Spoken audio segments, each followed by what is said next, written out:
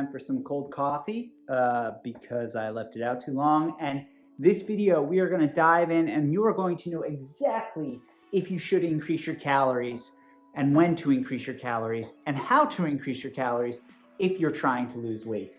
Be sure to stick around until the end because I'm going to share the single most important thing to do if you're thinking about increasing your calories. So let's get into it. Yeah. Before we dive into things and get into all the goodies, I wanted you to know that you could definitely subscribe, you could definitely like, comment, turn on notifications for my channel because I'm always putting out great content like this and it will help you to make sure you know exactly when it's coming out.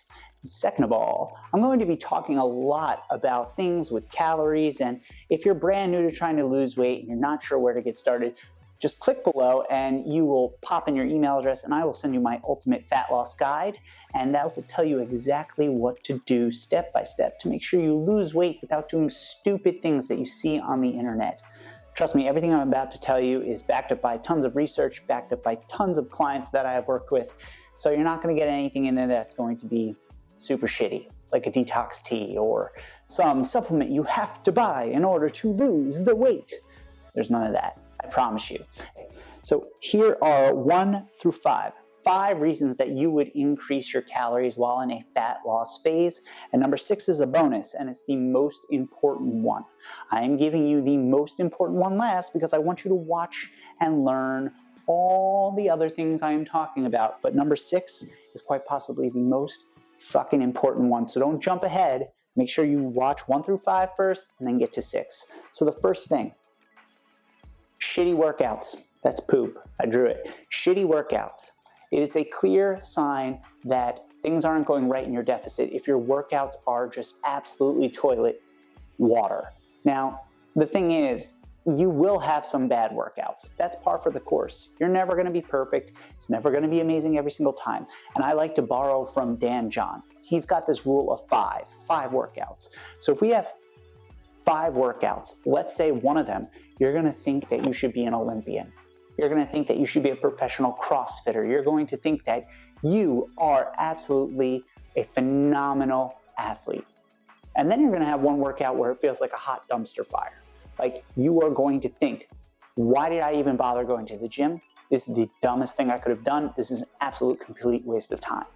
Which leaves 3 workouts that are just going to be meh.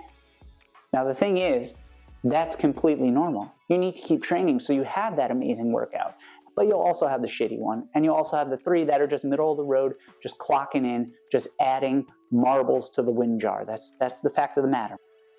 But if you are eating very low calorie and you've been doing it a while and you start to see all the numbers drop on all your lifts on a consistent basis, if you notice that you're not making any progress on a consistent basis, now this is all with the idea that you are following a progressive training program that's progressing step over step every week over week. If you're not and you're doing random workouts, you're just going to notice that the workouts don't feel great. But regardless, you should be following a progressive program that's going to take you from point A to point B and get you ridiculously strong. If you're not sure where to get started with that or how to get started, I'll link to an article that I wrote all about getting started with strength training. Your workouts are going poorly on a consistent basis and you can really notice a difference in all of your lifts. That's a clear sign that you might need to increase your calories. If you are increasing your calories, I would suggest high-low day. So let's say you're consistently having poor performance in the gym and you are also going very low carb throughout the week in an effort to lower your calories. I don't recommend that. Going low carb and building muscle don't go hand in hand. Going low carb and losing weight can go hand in hand, but it's not sustainable, and you'll notice that the scale will kind of just plateau. And that's because in the beginning, when you go low carbohydrate, all you're doing is really depleting your body of water weight, right? That's all it is. The second part of carbohydrate is hydrate, water. So that's the reason why the scale goes down kind of fast in the beginning, but you'll also notice that you will suffer in your training. Building muscle, doing endurance work, all that jazz requires carbohydrate. Carbohydrates tend to be the easiest thing to absorb and use while you are training. So we want to make sure maybe you do a high-low where let's say you work out 3 days a week. On those 3 days per the week, you will increase your calories and have a higher carbohydrate intake. You'll keep your fats in the moderate area. Again, to each his own.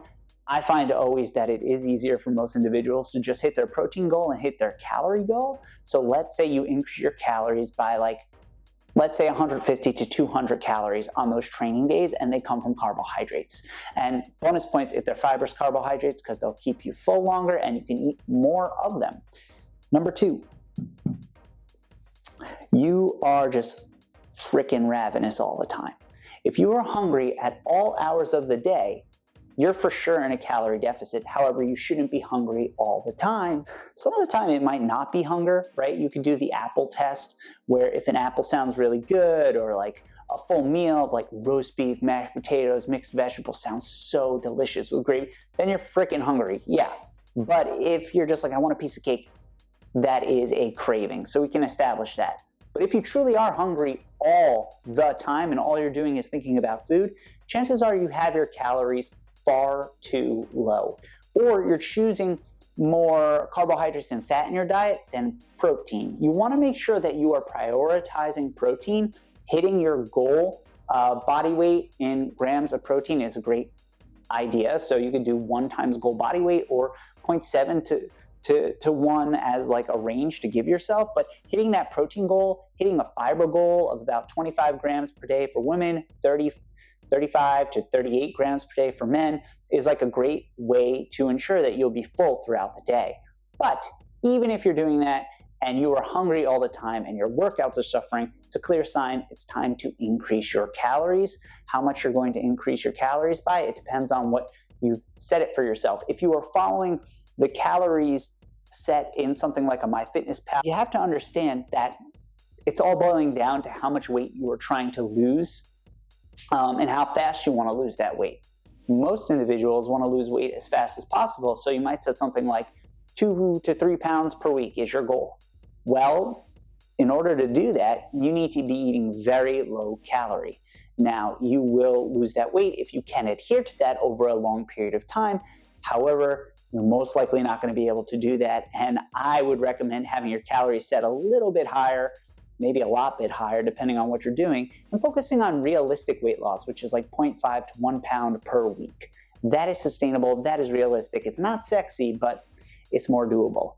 And again, I go over all of this in my fat loss guide.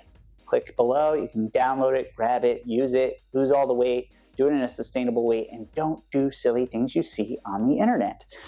Number 3 is you have little to no energy throughout the day. So aside from your workouts not being great, you have very little energy to follow through for the rest of the day. That means things like keeping up with your kids. That means things like taking the stairs. That means things like anything that is requiring you to use energy seems like a hard task. Now, we can understand that if we are dieting and we are at lower calorie, our body wants to save energy. To save energy, it will try to cut out on meat, non-exercise activity, thermogenesis. Things like taking steps, even things like blinking, burn calories, require energy. And the longer you've been in a deficit, the harder it is for you to want to do those things, even for your body to want to do those things. So if you notice that your NEAT has decreased quite a bit and you're finding it tedious to even do the most basic tasks, it's a clear sign you might need to increase your calories. Number 4 is you are just an irritable bitch. You are moody at all times. If that's happening, chances are you are very low calorie. That's just what happens to a lot of folks. If you are being in a low calorie deficit for long periods of time, you are going to notice that you are more emotional and more irritable. And that is something that no one likes. Like honestly, no one enjoys that. No one likes you when you're that way. And funny enough, if you increase your calories, increase your carbohydrates, you'll find that you're not moody. So it's another argument there for increasing the amount of calories you're eating. This necessarily doesn't mean that you're going to stop losing weight, but don't worry, I'll explain why for number 6. And the final one, poor recovery in general, poor sleep. Your sleep is just not there. You're waking up in the middle of the night, you're not able to fall back asleep, you're not able to hit that REM A lot of people who are in a severe cut or trying to get lean as possible, such as professional bodybuilders or physique competitors, will note that their sleep is absolutely horrible by the time they're really close to their show when they are as lean as possible. Hormonally, things get out of whack, right? We are in a constant state of stress because our calories are so low, because our body weight is so very lean. So that messes with things like cortisol, it messes with your ghrelin and leptin, all things that we want to have not be wacky, especially if we're trying to lose weight. Those can influence, well, one is your mood, two is how snackety you get, and how hard it is to adhere to what you're doing.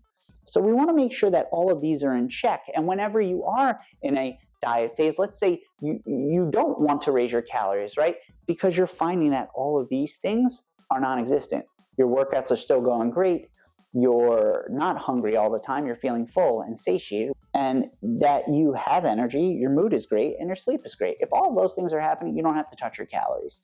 I will say that if you are never hungry, like in a deficit, if you are never truly hungry, like you never notice a hunger pang, anything like that, chances are you're not in a fucking deficit. You will be hungry at some times. It's a normal part because you are reducing the amount you are eating. You're going to want to be hungry a little bit of the time.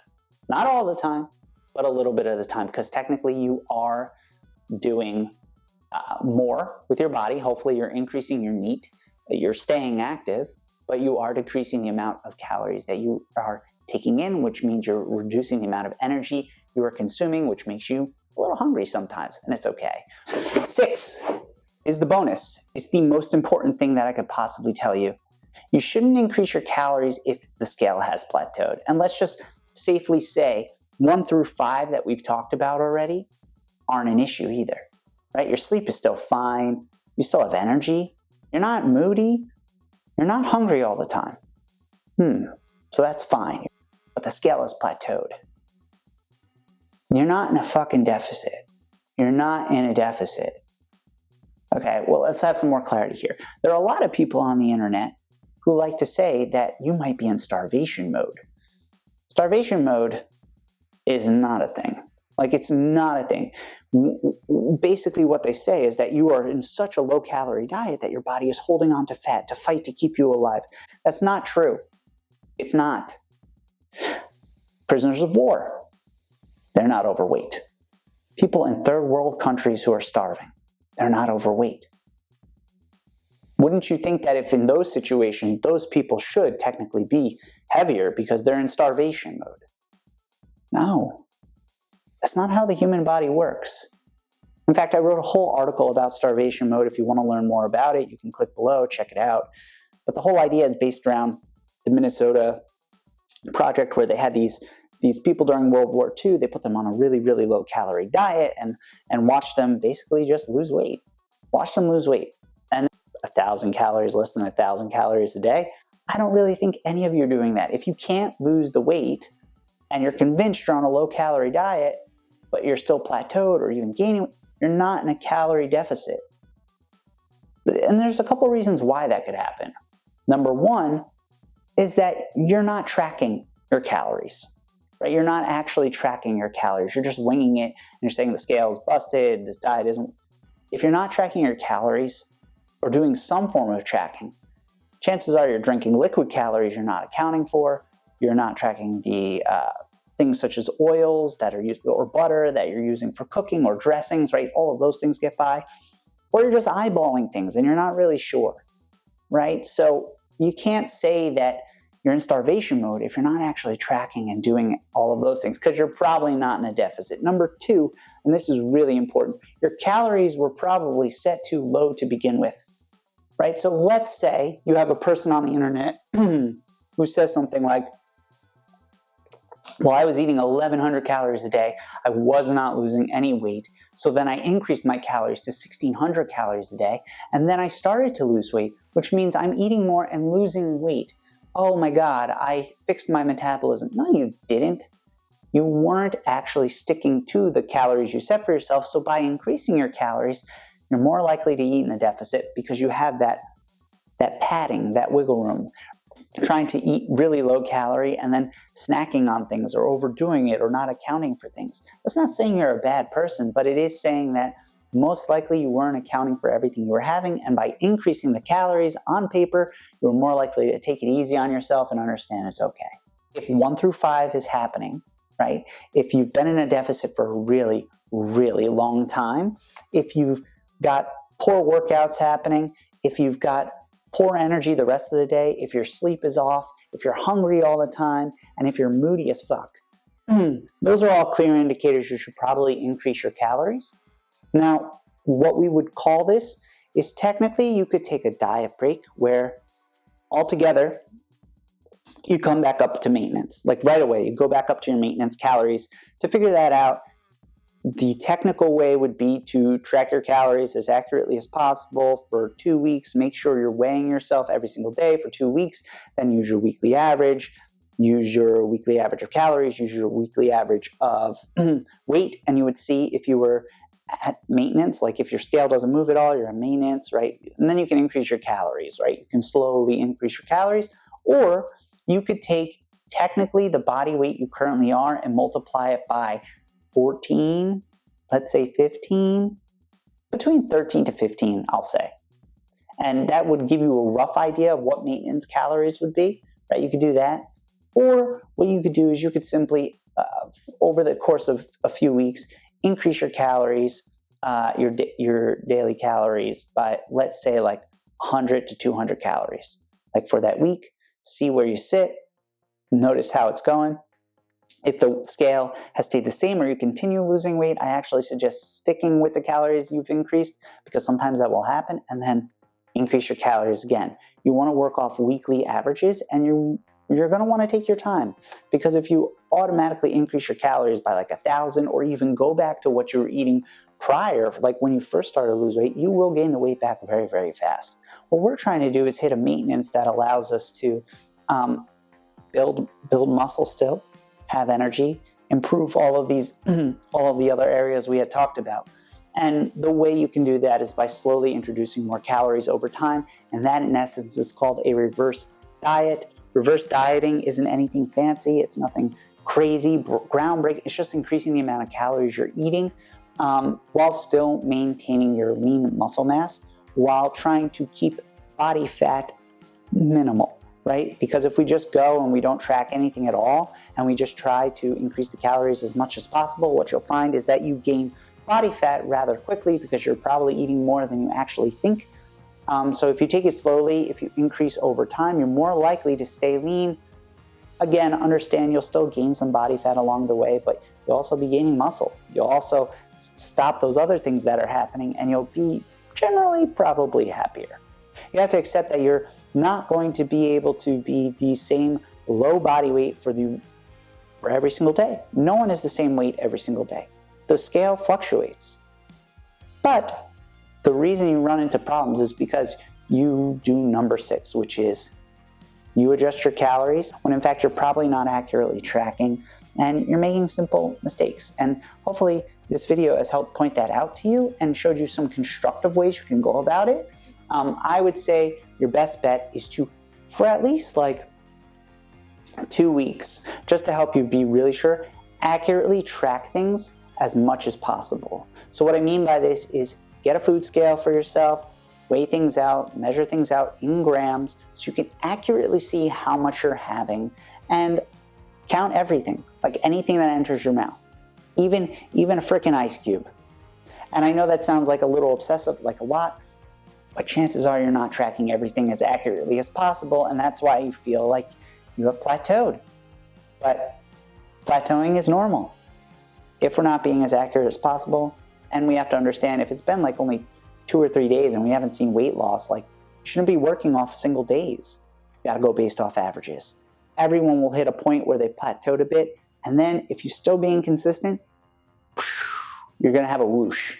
You're gonna see that weight come off. A whoosh is basically, you're gonna feel really fluffy, you'll feel like softer than normal, and then you're just gonna pee a lot.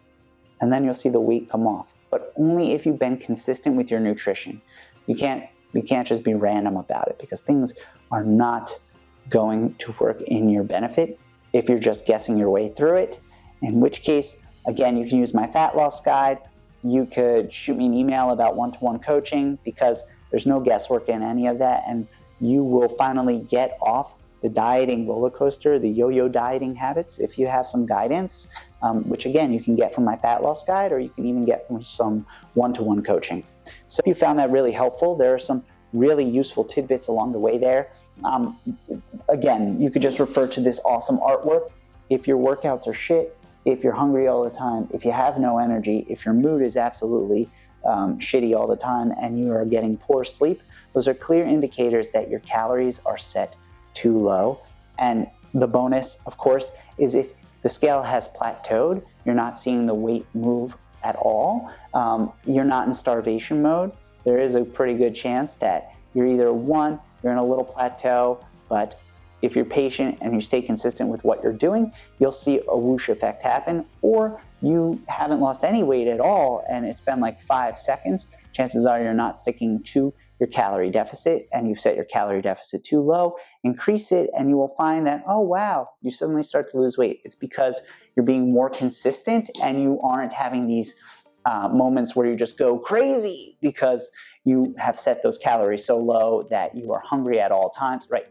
So it's kind of like a snowball effect. Please make sure that you are subscribed to the channel, you turn on notifications, leave a comment, give a thumbs up. All those things help me make more content like this just for you. And if there's a topic you want me to jump into or do a little more research on or put a video out about, just comment below, let me know. I read all the comments, it helps me. And without further ado, remember, you're one day away from getting back on track, and you're one day away from realizing how fucking amazing you are.